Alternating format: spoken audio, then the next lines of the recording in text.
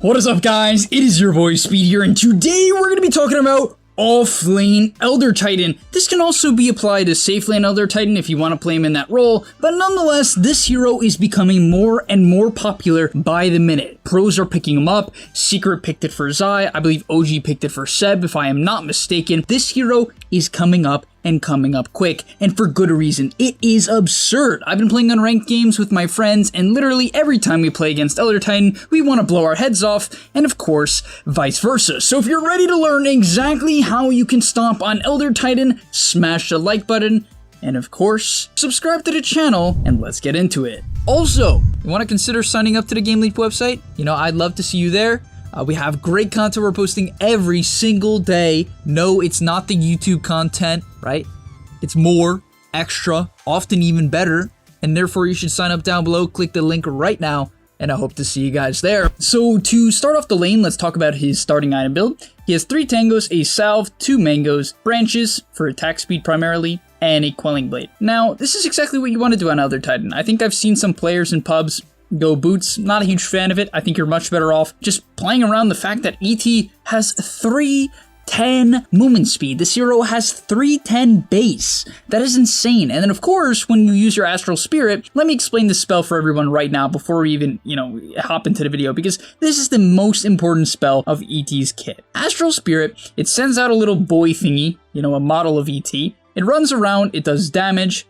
Very little damage, but it does damage. Most importantly though, it gives you bonus movement speed, 1% if you hit creeps per creep, 7% movement speed per hero, 3 extra damage per creep that you clip with the spirit, and 20 per hero. Also, you do actually get some armor as well, 0.5 per creep and 1.5 per hero. So basically what you do is you throw this thing out, it lasts for 8 seconds, it does 50 damage, and for 10 seconds, whenever it turns to you, yes, whenever it turns to you, you gain all of these buffs, and that's what you play around. So in the laning stage, what you want to do is hit as many heroes as possible, hit as many creeps as possible, and also stack as many camps as possible, especially this one. Now, this is a 8-9 camo mark game, so it gets blocked. That's very standard for high armor games. If you're laning against ET, block the side camp at all times possible. Otherwise, he's gonna kill you with a plus 100 damage 3 minutes into the game. And you can see right off the bat here, he's gonna lead in with the spirit. You do not want to pull it back right away. Even though this is the last creep that he hit,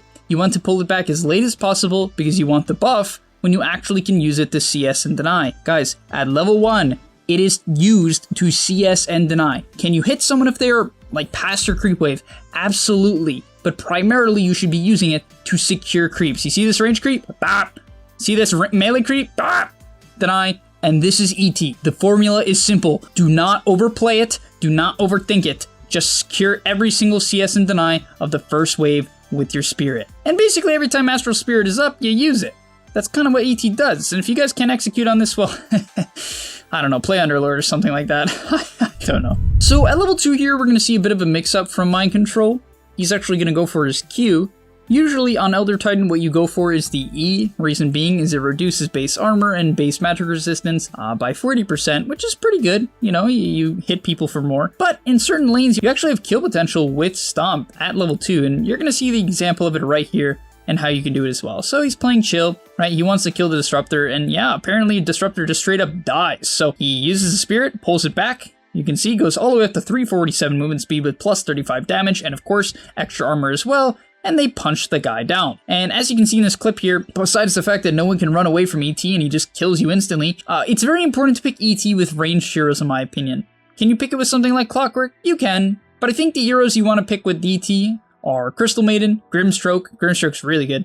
Rubik is absolutely fantastic, and other heroes of the like, heroes that have slows and can protect you. And by the way, guys, the hardest spike in the game is ET's level 3. This spike is ridiculous, so we're going to read the numbers to start off. It goes from 3 damage per creep to 7. It more than doubles. And then the damage per hero also doubles. Your armor per hero also doubles. The movement speed always stays the same, but the damage is the main part. You can see here, after pulling back the spirit, he has 170 damage 3 minutes into the game. Troll Warlords don't even have that 25 minutes into the game. And he's just gonna literally 3-shot the Disruptor. And yeah, this is kind of how the hero works. You club people down, and thank God the enemy team's safe lane carry is Void, which is one of the better matchups against ET.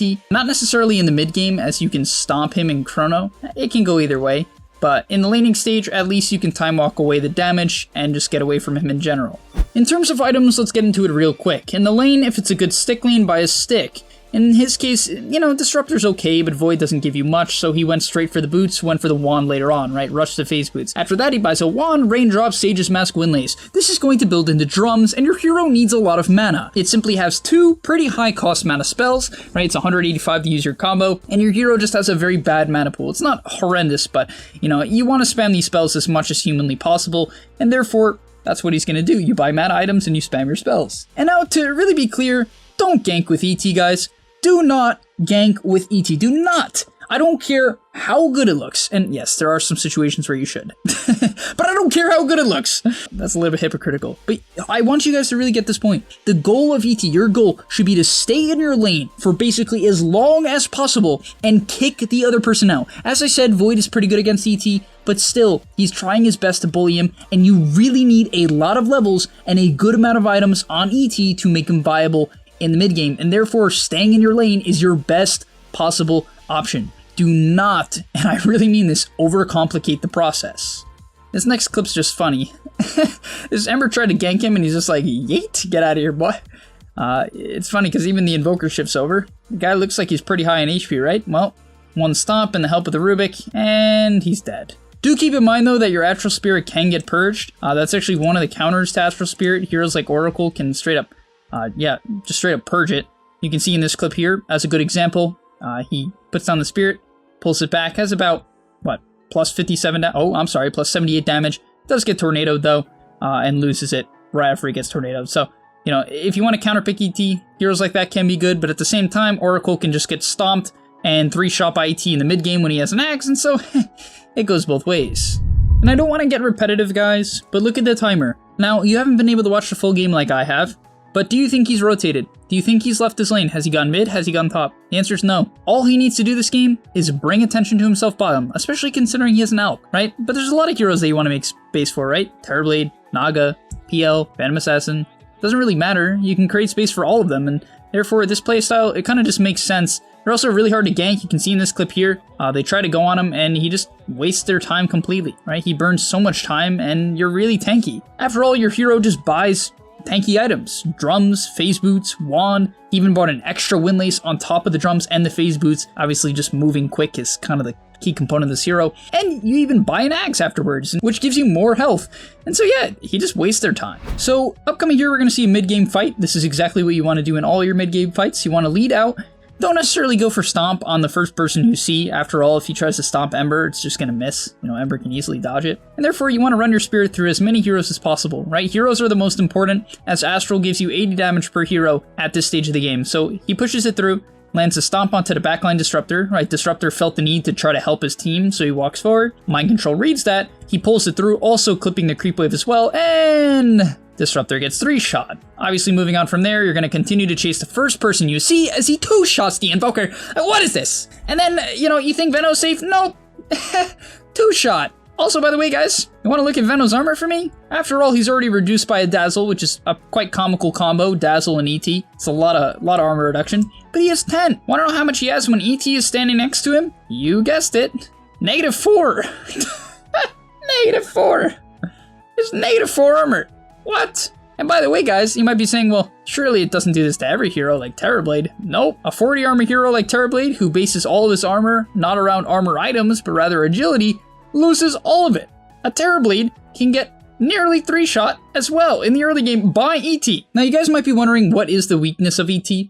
I just want to point it out. If you try to go into fights, like especially mid-game fights, through the middle, if you try to run through like 3 heroes, let's assume in that last fight he ran through the Veno, it wouldn't have worked, right? Because if you get kited, if you get slowed, stunned, you lose your spirit duration and you just get kited. So it's very important when you're playing ET, even though you're pretty tanky, to actually kite around the edge of the fights. You want to play like you're a Peel or a Slark early on into the game. When you have Ags, things change, which we'll talk about. And by the way, guys, he actually does do a fair amount of jungling, so keep this in mind. I think people would be hesitant to jungle on ET, as it's very clunky, it forces you to use Astral Spirit, but he has no problem doing it. In fact, he even Echo Stomped that creep camp just to get his Ags, and he got his Ags at minute 18. This is a really, really good timing. Don't expect to get Drum's Ags at this timing. I recommend you guys aim for more of a 20-minute timing with these 2 items. After all, he's 5, 1, and 8. with 108 CS at minute 18, which is quite insane.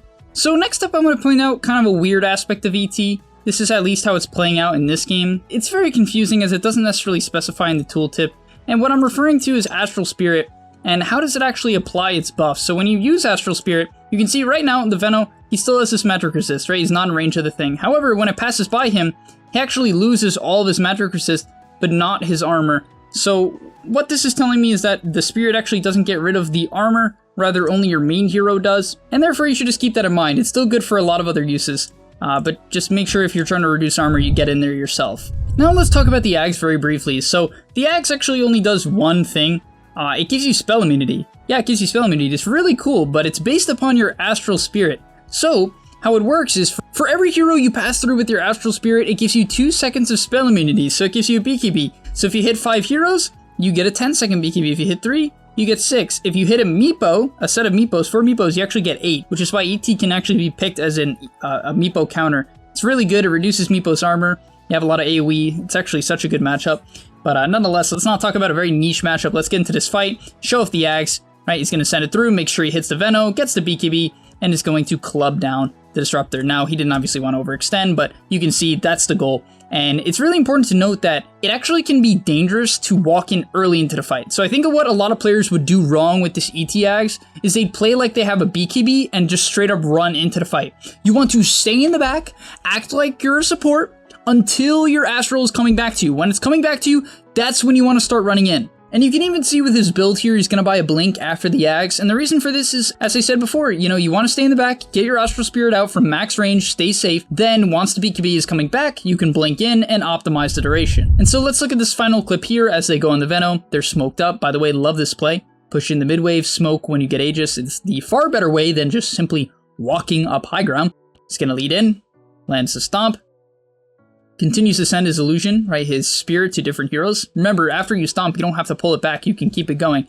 Hits it on the 3, and then can look to blink in. Now, it nearly got cancelled, but he comes over the bend. Wow, very, very cool. 2 shots Disruptor. And now, obviously, he's going to kite out, and this is what you want to do, right? You want to pick up your easy kill, your free kill, and then move out. And now let me quickly talk about the other spells of ET for anyone who isn't familiar. Stomp, it puts people to sleep. If they take a certain amount of damage, they wake up. Natural Order, it reduces base armor and base reduction. So if, let's say, Shiva's gives you 10 armor, it does not get affected by Natural Order. Now, Shiva's does not give you 10 armor. I think it's 15, right? Yeah, it's 15. So it doesn't get reduced, is all I'm saying. It's only base armor, which is why you're very good against Agi carries in general. And finally is Earth Splitter. It does a movement slow if you get hit by it. It's an AoE damage spell. It does max HP as damage. And most importantly, when you cast it, you really want to try to be on top of them. If you can reduce their magic resistance with Natural Order, and then hit them with an Earth Splitter, it literally does 40 to 50% pure, right? It's basically pure because they have no magic resist damage. You can do 50%. A hero can have 8,000 health, get Earth Splittered when you're standing next to him, and lose 4,000 of it. I'm not kidding.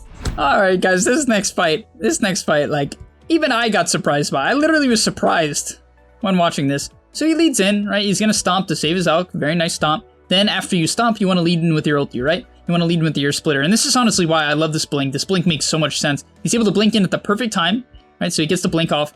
And then, you think the Void is going to die to this right click, guys? What do you think? Write in the comments. Just kidding. You're going to skip ahead. But, dead.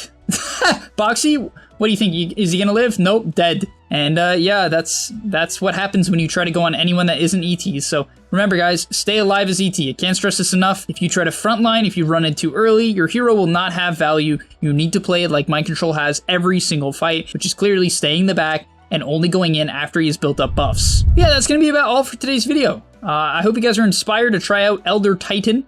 This hero is, I'm not kidding, ridiculous. I really do expect it to be picked more and more as the pro scene continues to develop, as it always does. And even in pubs, I really do believe that this hero, if it wasn't so unpopular and so confusing, it would already be getting picked more in pubs. It's just hard to play. It's very awkward. Stomp is a weird spell. Splitter's a weird spell. Astral Spirit is like the weirdest spell in the game. However, if you understand them all, and I hope you do now, you can absolutely demolish. So thank you guys for watching as he buys a Crystallis.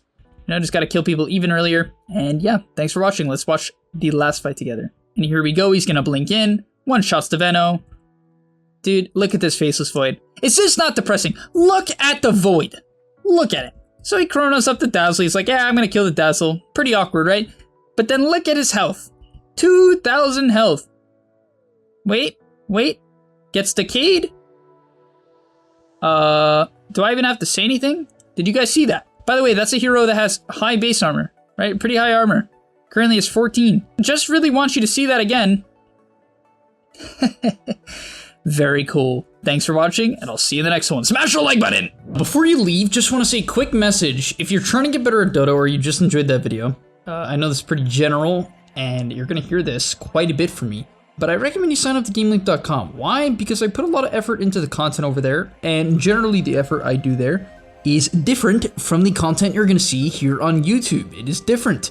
In fact, I usually go a lot more in depth on topics or into niche topics that help you get to the next level even faster. Because on YouTube, I often have to keep it more mainstream. And that's even why I'm putting it at the end of this YouTube video. That's why this is at the end, because a lot of people just watch 5 minutes, they skip through just for like the dopamine spike. But if you are interested in actually getting better at Dota, I recommend you go to the description down below, get your discount right now by clicking the link, sign up, use the discount code that you're going to see there, and I hope to see you there right now. So click it, and yeah, thanks for watching.